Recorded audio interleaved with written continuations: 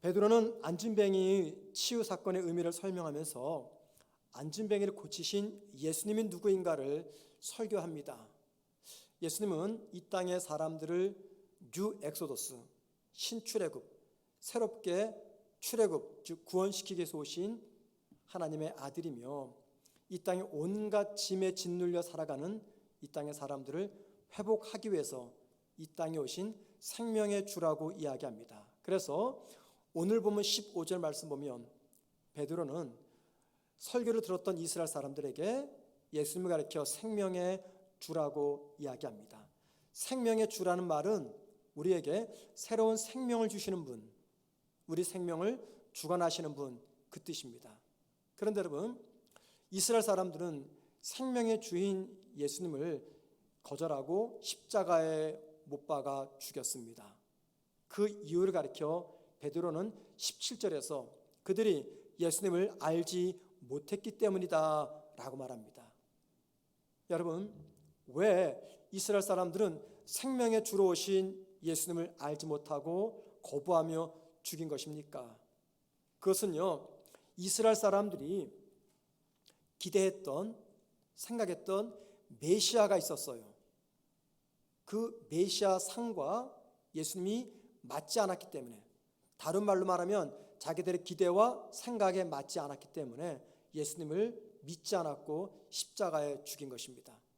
이스라엘은 오랜 역사 동안에 외세의 침략을 받았습니다. 그래서 아수르, 바벨론, 그리스, 시리아, 그리고 로마에 이르기까지 수많은 침략을 받았고 주권을 빼앗겼고 나라를 빼앗겼습니다.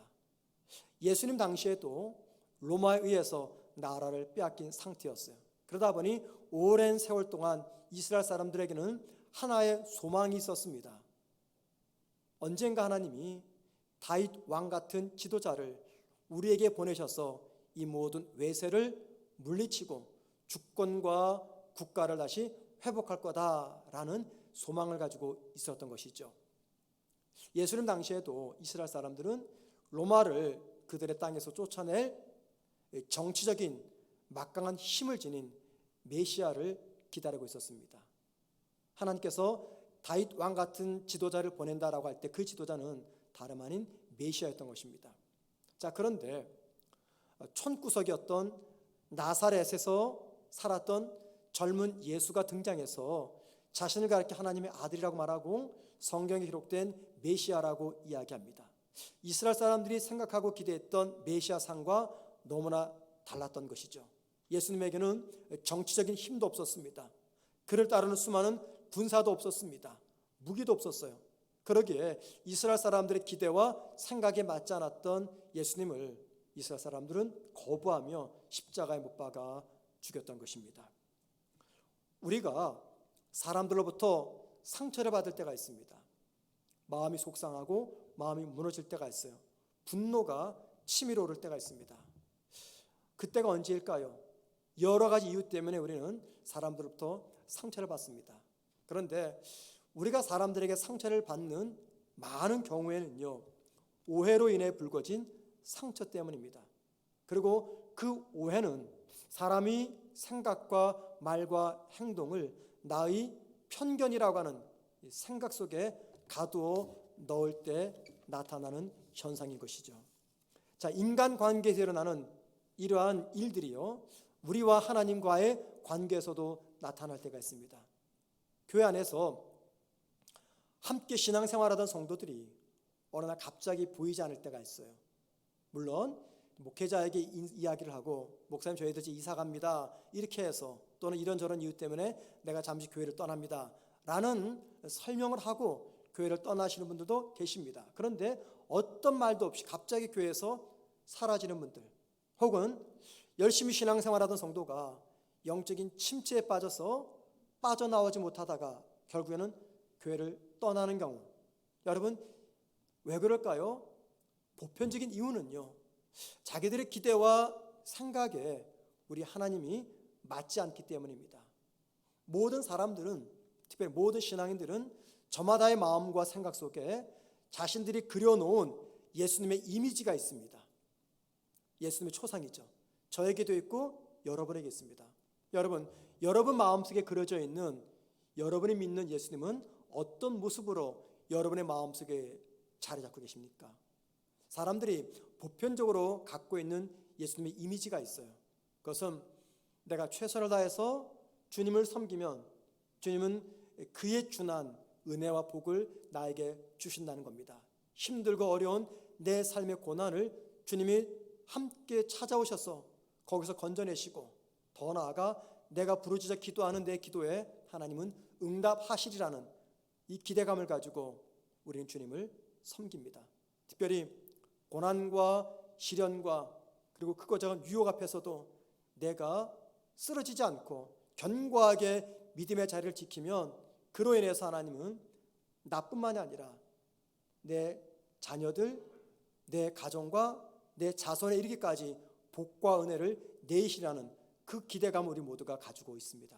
그런 예수님의 이미지를, 초상을 우리 마음속에 그려놓고 있는 거죠. 그래서 내가 생각하고 내가 기대했던 대로 내 삶이 잘 풀리고 나에게 성공된 결과가 찾아오면 하나님이 내 믿음을 보시고 은혜로 보답하셨다라는 생각을 하고 더 열심히 그 주님을 섬기며 봉사하며 사랑합니다. 그런데 내 기대와 달리 내 삶에서 고난이 떠나지 아니하고 하는 일마다 실패하게 되면은 내 기대에 미치지 못하는 하나님, 내 기대와 내 생각대로 움직이지 않는 하나님에 대해서 상처를 받게 되고, 그로 인해서 우리 하나님을 내 삶에서, 내 신앙에서 밀어내게 되는 것이죠. 저는 지난주 설교 때 날 때부터 걷지 못했던 안재미가 걸었던 그 의미를 설교하면서 우리에게 주는 신앙의 교훈이 무엇인가를 말씀을 드렸어요. 예수님은 신출애굽을 일으키신 분으로서 삶의 무거운 짐에 짓눌려 있는 우리를 회복하기를 원하고, 그리고 그 회복의 은혜를 경험하기 위해서는 어떤 경우에도 주님을 바라보십시다라고 말씀을 전했습니다. 아마도 지난주 설교를 듣고 성도들 마음속에는 이런저런 반응이 나타났겠다 생각이 들어요. 아마 어떤 성도 이렇게 생각했겠죠. 목사님 말씀하신 대로 제가 더 이상 사람이나 세상 보지 않고 우리 주님만 집중해서 바라보겠습니다. 반대로 어떤 성도는 또 이렇게 반응하실 것 같아요. 목사님, 내가 목사님 말씀대로 예수님만을 바라보는데도 예수님은 내 기대와 내 생각과는 정반대로 나를 이끌고 가십니다. 그런데도 계속해서 내 기대에 미치지 못하는 그 주님을 내가 바라보아야 하는 것입니까? 저는 그런 분들에게 이렇게 말씀드립니다. 네, 그럼에도 불구하고 계속해서 우리 주님을 바라보십시오. 단 주님을 바라보실 때 그냥 보지 마시고 믿음으로 바라보십시오 말씀드리고 싶어요. 평소 우리가 주님을 바라볼 때 믿음을 가지고 바라봅니다. 그런데 여러분, 한번 정직하게 생각해 보세요. 여러분이 믿음을 가지고 주님 바라볼 때 여러분이 붙잡고 있는 그 믿음은 도대체 어떤 믿음이었는가라는 것이죠. 오늘 본문 16절에서 베드로는 안진뱅이가 고침을 받은 이 비결을 이렇게 말합니다. 그 이름을 믿음으로 그 이름이 너희가 보고하는 이 사람을 성하게 하였나니, 여기까지 보면 그 이름을 믿었기 때문에 안진뱅이가 고침받았다 그 말입니다. 계속 봅니다. 예수로 말미암아 난 믿음이 너희 모든 사람 앞에서 이같이 완전히 낫게 하셨느니라. 안진뱅이가 그 이름을 믿었기 때문에 병이 나았어요. 그 이름은 누구의 이름입니까? 예수님의 이름입니다. 그러면 여러분, 누가 예수님의 이름을 믿었습니까?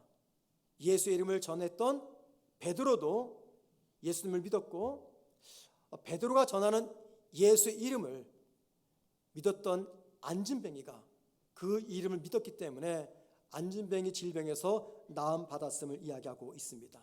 자, 이런 이야기는 저와 여러분에게 중요한 것을 알려줘요. 여러분, 회복의 은혜를 누리길 원하십니까? 삶이 무너지고 마음에 절망이 찾아오고 염려와 걱정과 두려움이 온 내 생각을 사로잡고 있을 때 그 속에서 회복하기를 원하십니까? 그러면 여러분, 회복의 은혜를 누리는 성도가 어떤 자세로 우리 주님을 바라보아야 되는지를 오늘 말씀을 알려줍니다. 회복의 은혜를 경험하기 위해서는 다름 아닌 믿음의 자세로 우리 주님을 바라보아야 됩니다. 이 말은요, 주님을 바라본다는 것이 무슨 의미인가를 이야기합니다. 여러분, 주님을 바라본다는 건 그건 무엇입니까? 다른 말로 말하면 주님을 믿는 것입니다. 또 주님을 믿는 것은 무슨 말입니까? 주님을 바라보는 것입니다. 그래서 주님을 믿는 것과 주님을 바라보는 것은 별개가 아니라 같은 의미임을 오늘 말씀을 통해서 확인할 수가 있습니다.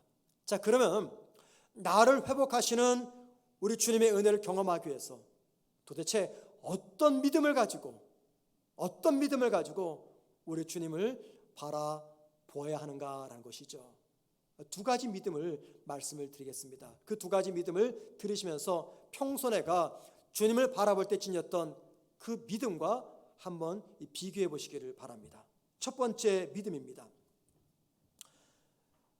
시간과 공간을 초월해 계시는 우리 주님께서 그 시간과 공간의 제약을 뚫고 내 삶으로 찾아오시고 그리고 나와 함께 동행하신다는 믿음입니다.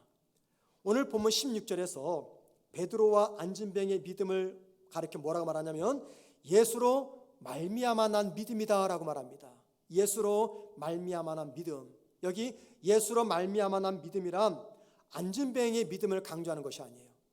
안진뱅이에게 믿음을 주어서 예수를 믿게 하신 분이 다름 아닌 주님이시다 그 말입니다. 그러니까는 안진뱅이가 지녔던 그 믿음의 근원 혹은 믿음의 출처가 어디냐라는 것이죠. 다름 아닌 우리 주님이라는 것입니다. 여러분, 주님이 믿음의 출처가 되시고 믿음의 대상이 되시는 그 이유가 무엇 때문입니까? 무엇 때문에 주님이 믿음의 출처가 되고 우리 믿음의 대상이 되십니까? 주님이 우리로부터 초월해서 계시지 않고 우리 삶 속으로 들어오셨기 때문입니다. 자, 만약에 예수님이 나로부터 초월해 계십니다. 그리고는 나와 함께 하지도 않습니다. 그리고 내 삶에 아무런 관심도 없어요. 그럴 수밖에 없죠. 나로부터 초월해 계시니까는. 나를 만나지 못하니까는 어떻게 내 삶에 관심이 있습니까? 나로부터 초월해 계신 주님, 내 삶에 관심도 없고 나를 찾아오지도 않는 그 주님을 믿는 것이 도대체 무슨 의미가 있겠어요? 주님을 믿는 우리 믿음에 능력이 나타나는 이유가 있습니다. 그것은 믿음의 대상이며 나에게 믿음을 주신 우리 주님이 나로부터 초월하지 않고 나와 함께 하시면서 나와 동행하시면서 내 삶의 일거수일투 속에 관심을 갖고 그리고 나를 지켜보고 계시기 때문입니다. 여러분, 천지를 창조하신 하나님이 인간의 몸을 입어서 하나님과 인간 사이에 놓여있는 시간과 공간의 제약들을 초월해서 이 땅 저와 여러분에게 찾아오셨다. 그리고 그 주님을 믿는 저와 여러분에게 회복의 은혜를 주신다. 이것은요, 기적 중에 놀라운 기적인 것입니다. 이게 기적이에요. 우리 살면서 한 번쯤은 내 삶에 기적의 순간이 찾아오기를 기대하고 있습니다. 특별히 이 불치의 병으로 고생하는 분들 계시죠. 혹은 암세포가 내 몸에 퍼진 분들, 내 삶에 기적이 찾아와서 이 모든 질병에서 낫기를 바랍니다. 빚에 짓눌려 고통스럽게 살아가는 내 삶에 경제적 회복의 기적이 찾아오기를 바랍니다. 자라지 않는 내 키가 어느 갑자기 하루아침에 10cm, 20cm 커지는 기적을 원합니다. 늘 외모로 스트레스 받는 내가 어느 날 눈을 떠보니 유명 연예인처럼 바뀌어져 있는 그런 기적도 우리가 종종 생각을 합니다. 늘 언제나 성적이 최하위권에 머물던 내 자녀들이 최상위권에 올라가는 기적도 한번 기대해 보고요. 또 난생 처음으로 산 이 복권이 1등으로 당첨되는 정말 생각만 해도 기분 좋은 그런 기적을 우리 모두가 한두 번쯤은 생각해 봅니다. 나이와 관계없습니다. 어린아이든 청년이든 젊은 분이든 노년이든 누구를 막론하고 이런 기적들이 한 번쯤은 내 삶에 찾아오기를 기대하고 있습니다. 제가 우리 성도들을 위해서 기도할 때 그런 기도 종종 합니다. 하나님, 이 가정에는 이젠 사람의 방법으로는 답이 안 보입니다. 하나님, 흔히 말하는 기적 같은 방법으로 은혜를 베풀어 주옵소서, 문제 해결해 주세요. 이 기적을 항상 기도합니다. 그런데 여러분, 우리 삶에 찾아온 기적 중에 기적, 이 모든 기적들보다 더 뛰어난 기적, 그럼에도 불구하고 우리가 기적으로 여기지 않는 기적이 있어요. 그게 뭔지 아십니까? 하나님이 인간이 되셔서 내가 살아가는 나의 시간과 공간 속으로 들어오셨고 나를 만나 주셨고 내 곁에서 함께 동행하시면서 내 아픔, 내 어려움, 내 슬픔, 내 속상함, 내 서러움, 내 힘든 모든 상황을 알고 계시다는 것입니다. 그리고 그 주님이 나를 짓누르는 무거운 짐으로부터 나를 회복하기 위해서 나에게 믿음을 주고 당신을 믿게 하신 것입니다. 이게 바로 기적이에요. 그래서 C.S. 루이스는요, 그의 책 순전한 기독교에서 이 사건을 가리켜 기적 중에 기적이라면서 이렇게 말합니다. 시간과 공간을 초월하시는 하나님이 인간의 시간과 역사와 공간 속으로 들어오신 것, 이것이야말로 가장 큰 기적이다 이야기합니다. 우리 교회가 파송하고 협력하는 선교사님들이 계십니다. 나미비아, 태국, 몽골, 멕시코. 가끔 한 달에 한두 번 정도 그분들에게 선교 편지가 제게 옵니다. 여러분, 그 먼 곳에 계신 분들이 보낸 선교 편지가 저에게 도착할 때까지는 시간이 얼마나 걸릴까요? 몇 날, 며칠 걸릴까요? 아닙니다. 단 몇 초면 됩니다. 몇 초. 몇 초면 돼요. 경기도 평택 축백동에서 나미비아까지 가려면 몇 시간이나 걸릴까요? 비행기는 직항이 없어요. 2번, 3번 갈아타야 됩니다. 그래서 아마 최소 15시간 이상이 걸릴 거예요. 먼 거리에 있습니다. 그 먼 거리에 있는 이용모 선교사님이 저에게 선교 편지를 보내면 며칠이 걸릴까요? 몇 초면 도착합니다. 몇 초면 제 사무실에 도착합니다. 이게 어떻게 가능합니까? 이메일을 통해서 혹은 카톡 같은 SNS 통해서 저에게 편지를 보내기 때문이죠. 아마도 인터넷이 존재하지 않았던 오래전 분들이 이런 상황을 보면은 야, 이거 정말 기적이다 하는 생각을 할 거예요. 왜요? 수십일 걸려서 와야 될 편지가 단 몇 초 만에 저에게 주어지니까 이거 기적이죠. 그런데 여러분, 이것보다 더 놀라운 기적이 있어요. 우리가 아무리 노력해도 도달할 수 없는 하나님의 시간, 하나님의 공간, 하나님과 우리 사이에 놓여있는 시간과 공간의 제약을 하나님께서 뚫고 우리로부터 초월하신 주님이 오늘 저와 여러분의 이 마음속으로 찾아오신 것입니다. 우리 주님이 시간과 공간을 뚫고 유한한 나의 시간과 나의 공간 속으로 들어오신 것, 이것이야말로 기적 중에 기적입니다. 그리고 나의 시간과 공간으로 들어오신 주님께서 나에게 믿음을 주시면서 나와 함께 동행하시는 주님을 믿으라고 말씀하십니다. 그리고 그 주님을 믿을 때 내 삶을 짓누르는 온갖 무거운 짐으로부터 저와 여러분을 회복시켜 주시겠다라고 약속하십니다. 우리는 나와 함께 하시는 예수님과 동행하기 위해서 다양한 신앙의 활동을 합니다. 공적인 예배를 빠지지 않고 참석을 하고요. 매일 하나님 말씀을 묵상을 합니다. 또 예수님과의 동행하는 것을 일기로 씁니다. 또 아침 저녁으로 하나님께 기도합니다. 자, 여러분, 한번 생각해 보자고요. 우리 주님의 입장에서 볼 때 매일매일 거르지 않고 행하는 우리의 다양한 신앙의 행위들이 주님께 무슨 의미가 있을까요? 저와 여러분이 이 다양한 신앙 활동들을 하지 않으면 주님에게 불이익이 주어집니까? 아니면 우리가 신앙의 활동들을 하지 않으면 주님의 구원자 되심이 취소가 됩니까? 우리가 주님을 믿고 주님을 생각하고 바라보고 주님과 동행하는 것은요, 주님이 아니라 우리를 위함입니다. 다양한 신앙의 행위를 통해서 내 삶에 개입하셔서 나를 회복하시고 나를 힘있게 하시는 주님의 은혜를 우리가 누리기 위함입니다. 내가 어느 곳에 있든지, 내가 어떤 상황, 어떤 모습으로 있든지 믿음으로 주님을 바라보게 될 때 그 주님은 반드시 저와 여러분을 회복시켜 주십니다. 내 믿음이 위대해서가 아니에요. 내 믿음의 대상이신 우리 주님이 위대하시기 때문입니다. 두 번째입니다. 나를 회복하시는 하나님의 은혜를 우리 모두가 경험하기 위해서 어떤 믿음을 가지고 주님 앞으로 나아갈 것인가? 어떤 믿음을 가지고 주님을 바라볼 것인가? 베드로는 오늘 설교를 통해서 우리에게 중요한 한 가지를 지금 강조하고 있습니다. 그것은요, 예수님을 이 땅에 보내신 하나님은 이 땅의 주관자이며 역사의 주인이라는 겁니다. 여러분 본문 13절부터 한번 차근 보시겠습니다. 먼저 13절 말씀 보시면 베드로가 이렇게 설교해요. 하나님이 예수님을 영화롭게 하셨다. 15절에서는요, 하나님이 예수님을 살리셨다라고 말하고 18절에서는요, 하나님은 모든 선지자들이 말한 바를 이루셨다 말합니다. 20절에서는요, 하나님이 예수님을 보내셨다라고 말합니다. 21절에서는요, 하나님이 회복하실 것이다. 22절에서는 하나님께서 모세 같은 선지자를 세우겠다 말씀하십니다. 마지막 25절에서는 하나님은 이스라엘과 언약을 맺겠다 말씀하십니다. 여러분, 이 베드로의 긴 설교가 지금 무엇을 말씀하고 있는 것입니까? 베드로의 설교는요, 이스라엘의 역사를 이끄시는 주체가 하나님이심을 강조하고 있는 것입니다. 이 말은 무슨 말입니까? 이런 뜻입니다.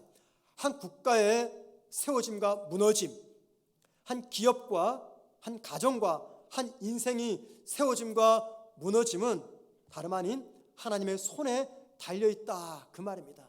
인간의 삶의 역사를 이끄시는 분이 하나님이심을 베드로가 우리에게 말씀하고 있습니다. 우리가 주님을 바라볼 때 지녀야 될 믿음이 뭐냐면 바로 이것입니다. 역사의 주관자시며 역사의 주인이신 하나님을 신뢰해야 된다, 그 말인 것이죠.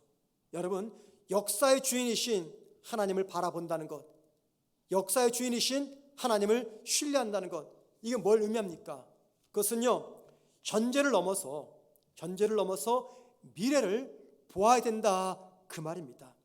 왜냐하면 나를 회복하시는 하나님은요, 현재만 보지 않습니다. 어딜 보십니까? 미래를 보시면서 내 삶을 이끌고 가십니다. 여러분, 우리는 항상 현재만을 봅니다. 현재 나에게 찾아온 성공, 현재 나에게 찾아온 슬픔과 고통과 상처만을 집중해서 바라봅니다. 그런데 만약에 하나님이 우리가 똑같이 저와 여러분의 삶의 현재만을 보신다면 과연 그분을 하나님이라고 말할 수가 있겠습니까? 나와 똑같은 시각을 가지고 내 삶의 현재만을 보시는데 어떻게 그 하나님을 전지전능하신 하나님이라고 말할 수가 있겠습니까? 하나님이 왜 전지전능하신 하나님입니까? 하나님의 시선은 현재뿐만이 아니라 현재를 넘어 미래에 가 있기 때문입니다.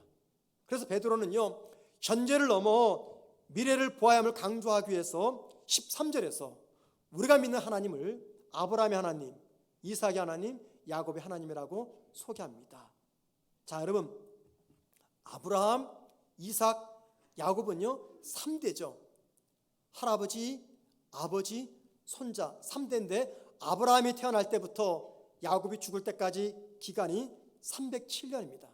그러면 베드로가 아브라함의 하나님, 이삭의 하나님, 야곱의 하나님을 언급한 것은 307년 동안만 역사하신 하나님을 신뢰하자, 그 뜻이겠습니까? 아닙니다. 307년은요 상징적인 의미예요. 시간에 일체 제약을 받지 않는 그 하나님을 신뢰하자, 그 말입니다. 여러분, 시간의 제약을 받지 않나, 그 말이 무슨 말이에요? 하나님은 영원하신 분이시다, 그 말입니다. 영원하신 분, 영원하시기 때문에 시간의 제약을 받지 않는 것입니다. 그런데 이 이야기는요, 우리 주님도 똑같이 말씀하셨어요. 마태복음 22장 31절과 32절에서 이렇게 우리 주님 말씀하십니다. 죽은 자의 부활을 논할진대 하나님이 너희에게 말씀하신 바 나는 아브라함의 하나님이요 이삭의 하나님이요 야곱의 하나님이로다 하신 것을 읽어보지 못하였느냐? 하나님은 죽은 자의 하나님이 아니요 살아있는 자의 하나님이라. 주님은 이 말씀에서 우리가 믿는 하나님을 살아계신 하나님이라고 말하지 않습니다. 대신 뭐라고 말합니까? 맨 끝에 살아있는 자의 하나님이라고 말합니다. 그러면 주님이 말씀하신 살아있는 자가 누굽니까? 바로 그 앞에서 언급했잖아요. 아브라함과 이삭과 야곱입니다. 여러분, 예수님 당시 아브라함, 이삭, 야곱이 살아있습니까? 오래전에 죽은 사람이에요. 무덤까지 있습니다. 그런데 주님은 그들을 가리켜 살아있다라고 이야기합니다. 왜 그렇습니까? 비록 그들의 육체는 죽어서 흙으로 돌아갔지만 그들의 영혼은 하나님의 나라에서 영원히 살기 때문입니다. 이 말씀 속에는 중요한 것이 내포되어 있어요. 여러분, 우리 인생의 길이가 몇 년일까요? 인생의 길이 70년? 80년? 아니면 100년? 아니요, 여러분. 우리 인생의 길이는 이 땅의 길이만큼만 정해진 것이 아닙니다. 이 땅에서의 길이는요, 우리의 인생의 길이 중에 한 일부분이에요. 우리 인생의 길이는 영원합니다. 왜 영원합니까? 하나님이 영원하시기 때문에. 땅의 관점에서 보면은 아브라함, 이삭, 야곱은 이미 죽은 사람이에요. 과거의 인물입니다. 그런데 영원하신 하나님의 입장에서 보면은요, 이들은 여전히 살아있는 사람들이에요. 그래서 예수님은 하나님을 죽은 자의 하나님이 아니라 살아있는 자의 하나님이라고 말씀하고 있는 것입니다.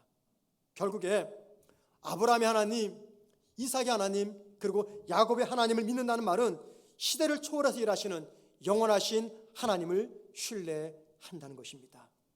성도가 시선을 현재에만 두지 말고 미래를 바라본다는 것은 역사의 주인으로서 영원히 존재하시는 하나님을 믿는다는 것입니다. 하나님을 영원하신 하나님으로 믿는 것은요, 하나님 믿는 우리 믿음의 삶이 어떤 삶이 되어야 되는가를 알려주는 말씀입니다. 자, 여러분, 믿음의 삶이란 어떤 삶입니까?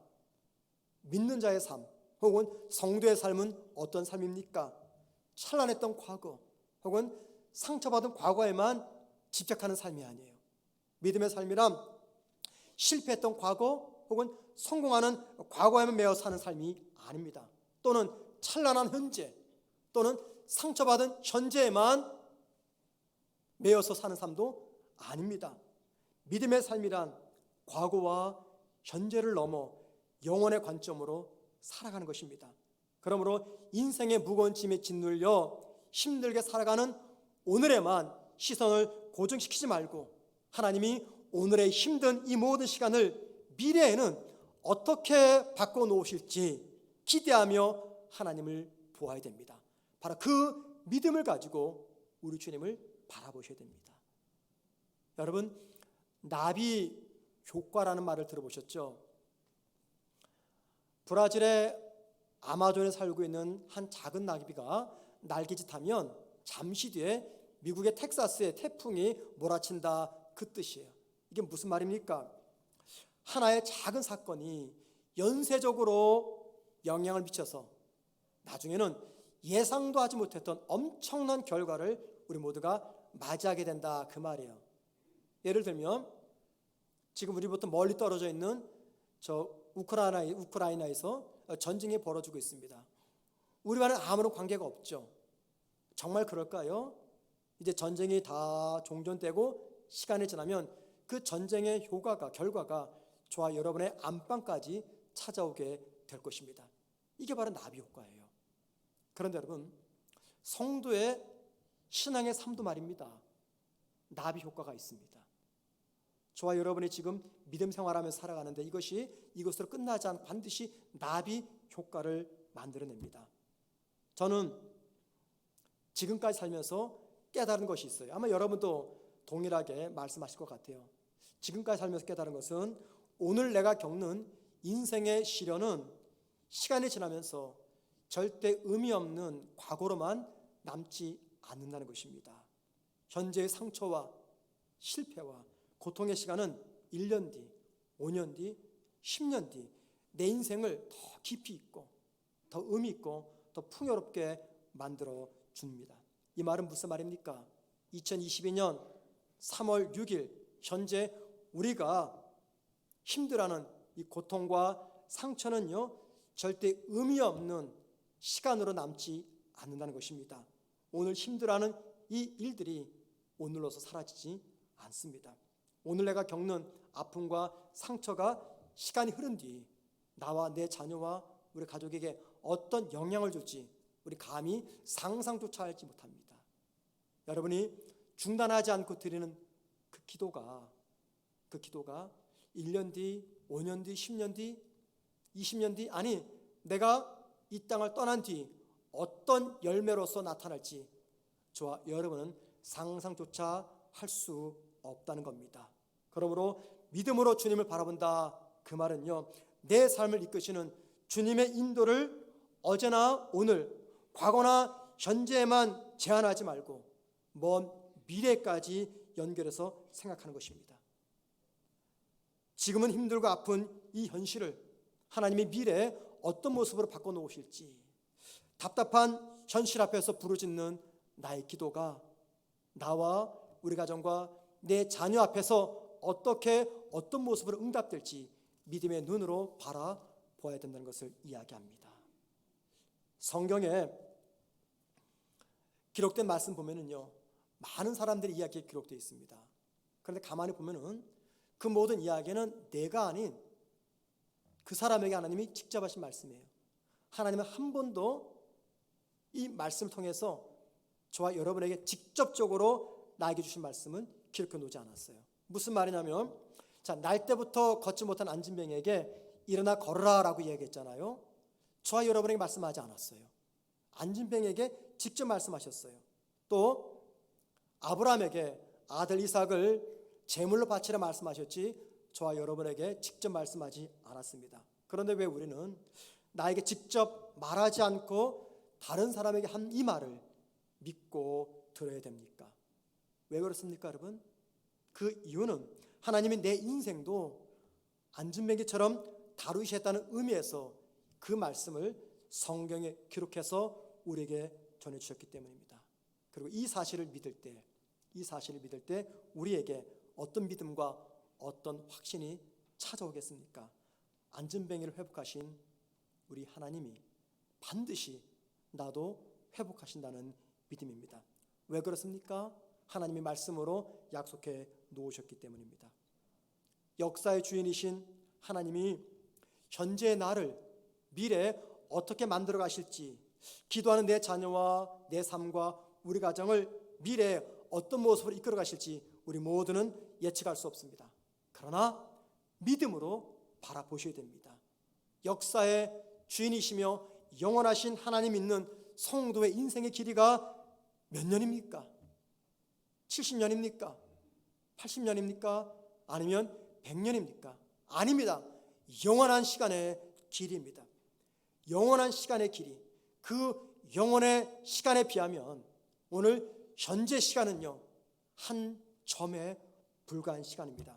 그러므로 한 점에 불과한 오늘의 성공에 도취돼서 주님 바라보는 시선을 세상과 사람으로 돌리시면 절대 안 됩니다. 한 점에 불과한 오늘의 상처와 실패에 짓눌려 주님 바라보는 눈을 들어서 세상과 사람으로 향해서는 결코 안 된다는 것입니다. 여러분, 회복의 은혜를 경험하기 원하신다면 우리 주님을 바라보셔야 됩니다. 주님을 바라본다는 것은 주님을 믿는다는 것이에요. 뭘 믿습니까? 나로부터 초월하신 주님께서 시간과 공간의 제약을 뚫고 한정된 유한한 내 시간과 공간 속으로 들어오셔서 내 안에 거하시면서 내 삶에 관심을 갖고 내가 잘 되기를 바라셔서 오늘도 나에게 말씀하시고 나를 도우시는 이 주님을 믿는, 바라보는 믿음으로 바라보셔야 되는 것입니다. 어떤 믿음으로 주님 바라봅니까? 내 삶을 과거, 현재에만 붙잡지 아니하시고 현재와 과거를 넘어 미래까지 인도하실 그 주님을 바라보신다는 것입니다. 영원한 시간 속에서 오늘 나에게 주어진 점과 같은 이 시간을 하나님께서 가장 좋은 길로 인도하신다는 영원하신 하나님, 과거와 현재에만 제약받지 않고 미래의 내 삶을 우리가 예상했던 것보다도, 기도하는 것보다도 더 풍요롭게 인도하실 그 하나님 믿는 믿음으로 바라보실 때 내 삶에 계시는 하나님께서 저와 여러분의 삶을 회복시켜 주실 것입니다. 그 은혜를 경험하기 위해서 믿음으로 주님 바라보는 우리 모두가 되기를 주님의 이름으로 축원을 드립니다.